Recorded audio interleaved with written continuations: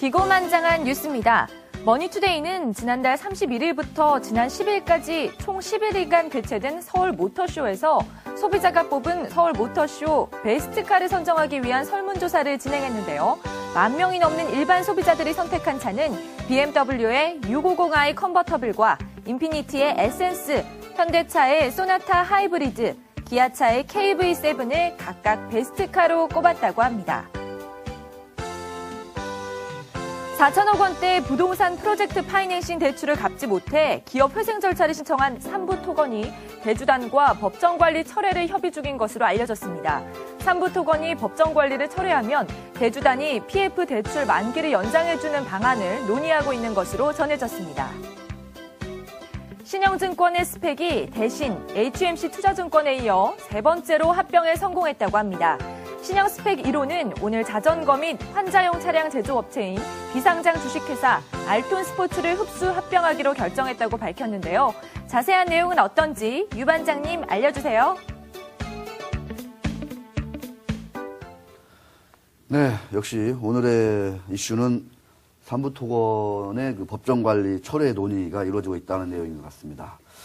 자, 대주단과 지금 법정관리 철회를 협의 중인 것으로 이렇게 얘기가 소문이 돌고 있는데, 자, 법정관리 처리하면 PF 대출 만기를 연장해 주겠다. 이렇게 지금 대주단이, 채권단이 얘기를 하고 있다고 합니다.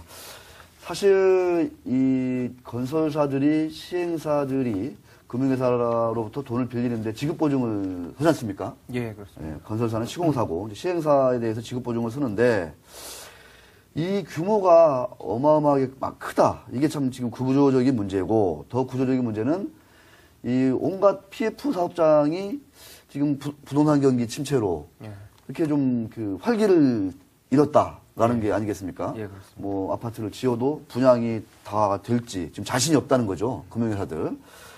자, 삼부토건의 경우 제가 좀 뜯어봤더니 PF 채무 보증 규모가 무려 9,180억 원. 3월 말 현재. 예. 이게 1조 원 가까운 보증을 쓴 겁니다. 이게 일반 채무 보증이 674억 원 정도 나오는데 그것보다 월등하게 많죠.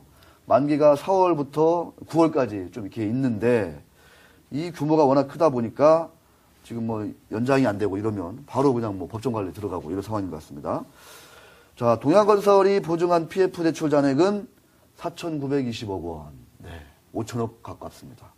역시 근데 이 채무 만기는 4월, 5월에 집중돼 있습니다. 연장이 안 되면 이거를 자체 자금으로 갚을 수 있는 상황은 아닌 것 같고 예. 연장을 해서 그 기간 동안에 PF가 잘 돼가지고 그걸 분양을 해서 그 수익을 나고 다시 갚아야 될 텐데 그게 지금 여의치 않다는 거거든요.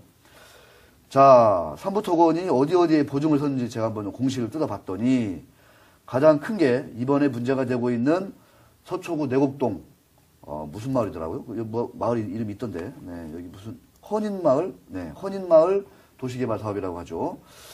여기에 시행사가 우리 강남 PFV예요. 2,250억 원 보증을 선 겁니다, 이게. 그러니까 이게 지금 만기 연장 안 해준다 하니까 이제 지금 뭐 삼부토건에서는 법정관리 신청을 한 거고 다시 얘기되는 건 법정관리를 처리하면 만기 연장 해주겠다 이렇게 되는 건데 지금 만기 연장이 왜 이렇게 옛날에 잘 됐는데 지금 안 되는 거냐? 여기에 이제 돈을 빌려준 데, 이 시행사에, 이게 우리 강남 PFV에 돈을 빌려준 데가 우리은행을 비롯한 시중은행들, 여기다가 저축은행들, 이금융권, 한 20개 정도 금융회사가 된다 하더라고요. 예. 그러니까 1금융권 정도는 워낙 그 담보도 확실하고, 그렇죠. 채무 회수에 어느 정도 자신이 있다라고 하는데, 이 금융권이 지금 상당히 불안한 모양이더라고요. 예. 그래서, 만기 연장 어렵다라는 입장인 거고, 좀 회수했으면 좋겠다라는 입장을 얘기하고 있는데, 그 과정에서 이제 대주단끼리 협의가 잘 안 되는 거죠. 이제 그러다 보니까 이제 만기 연장이 잘 안 되고 이러는 건데, 자, 워낙 규모가 크다는 걸 다시 한번 말씀드리고, 이게 만기가 지금 뭐 올해 9월까지 쭉 있지 않습니까? 이거, 네, 때때로 틈틈이 문제가 될 것 같습니다.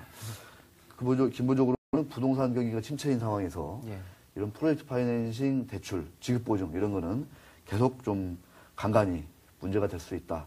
은행권이 큰 타격을 입지 않는다라고 이제 분석은 되는데 그나마 그건 좀 다행이죠. 예, 그렇습니다. 네, 그나마 그건 다행인데 또 모르겠습니다. 서초구에 있는 알짜 이 부동산까지, PF까지 만기연장이 잘 안 되는 거 보면은 지방에 있는 PF들 사정이 어떨지 짐작하고도 남음이 있는 것 같습니다. 자, 여기까지, 네, 삼부토건 대주주 법정관리 철회 논의 한번 말씀드렸고, 자, 신형 스펙도, 드디어 합병에 성공을 했다는 소식이 전해졌습니다. 우리 머니투데이 방송의 경중부 이영규 기자 전화 연결해서 간단히 알아보도록 하겠습니다. 자, 이영규 기자. 예, 안녕하십니까. 이영길입니다. 네, 어디신가요? 네, 보도국입니다. 네. 3층에 있으면서, 네, 1층에 있는 스튜디오에 안 나오셨군요. 예, 나가려고 했었는데요. 네. 시간이 촉박해가지고, 아, 네, 여기서 온 걸 준비했습니다. 그렇습니다. 예. 네, 알겠습니다. 나오기 싫다는 거죠. 네. 자, 신형 스펙이 합병을 공시했다. 어떤 내용인지 좀 간단히 전해주시죠. 예, 신영증권 스펙이 대신 HMC 투자증권에 의해서 세 번째로 합병에 성공했는데요. 신영 해피투몰로우 제1호 기업 이진수 목적회사가 오늘 아침에 공시를 했었죠. 자전거하고 한자용 차량 제조업체인 비상장업체 알톤 스포츠를 흡수 합병하기로 했다고 공시를 했습니다. 네. 죄송합니다. 합병 비율은 1대 7.5로 상정이 됐습니다. 주주총회는 이제 7월 8일 날 개최되게 되고요. 이후에 8월 23일 날 신규 상장될 예정입니다. 네. 이에 따라서 지금 한국거래소가 오늘부터 신형 스펙 1호의 매매를 중단시켰습니다. 당초 그 알톤 스포츠 같은 경우는 IPO를 통해서 기업 공개를 통해서 증시에 입성할 계획이었는데요. 신영증권을 상장 주관사로 선정을 했고 논의 중에 최근 스펙을 통한 우회 상장으로 방향을 선회했다고 밝혔습니다. 네. 아무래도 좀 오래 준비를 해오다 보고 아무래도 우회상장의 시의성을 따져볼 때 합리적일 거라고 판단해서 최종 결정했다고 알톤 스포츠 관계자는 밝혔습니다. 네. 신형 스펙을 잠깐 살펴보면요. 지난해 7월 2일 날 코스닥 시장에 상장했고 공모자금 또 100%를 은행에 예치해가지고 높은 이자 수익을 제공키로 해서 눈길을 끈 바 있습니다. 공모가는 1,000원인데 최근 일주일 사이에 주가가 슬금슬금 올라서 지금 1,120원에 거래가 정지돼 있습니다. 네, 1,120원. 자, 이영규 기자. 예. 뭐, 알톤 하면은 뭐 자전거, 삼철 자전거 비교해도 뭐 이렇게 수익성이 나쁘지 않다. 이렇게 예. 얘기가 되고 있는데. 예. 자, 다른 스펙들 합병 조용히 지금 다 추진하고 있나요? 어떻습니까? 스펙의 합병 소식 같은 경우는 사실상 이제 비밀에 붙여지기 때문에 그렇죠. 정확하게 알 수는 없습니다. 근데 이제 다만 그 전에 합병했던 스펙들의 상황을 좀 살펴보면 다음 스펙의 어떤 누가 될지에 대해서 좀 살펴볼 수 있을 것 같습니다. 이전 스펙 같은 경우 KTB 교보 스펙이 합병을 시도했던 것은 제닉이었습니다. 제닉은 교보증권과 IPO를 함께 추진하고 있는 상황이었고 이번 건도 마찬가지입니다.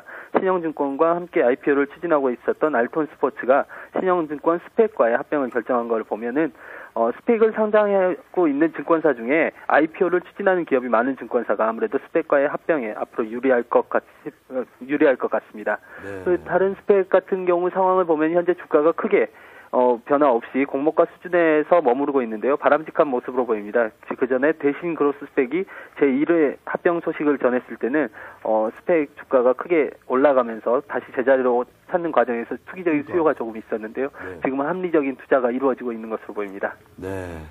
자, 오늘 말씀 고맙습니다. 예, 감사합니다. 네. 종목 대탐험으로 넘어갑니다.